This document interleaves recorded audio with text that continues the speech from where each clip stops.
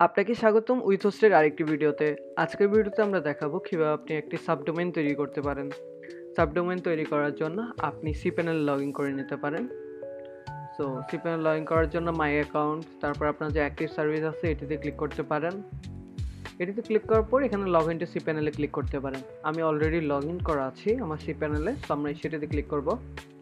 এখানে আপনি চাইলে এই যে সার্চ টুলস, এখানে ডোমেইনস লিখতে পারেন।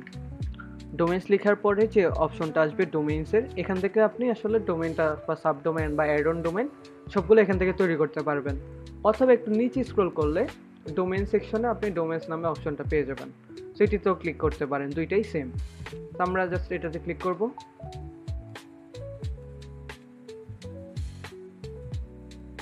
তো এইটাতে ক্লিক করার পরে আমাদেরকে হচ্ছে এরকম একটি পেজে নিয়ে আসবে, সেখানে আমরা create a new domain option পাবো। সো এটিতে ক্লিক করব। এটিতে ক্লিক করার পরে আমাদেরকে এখানে বলবে আমাদের যে সাবডোমেইন থাকবে বা অ্যাড অন ডোমেইন থাকবে এখানে নামটা লেখার জন্য।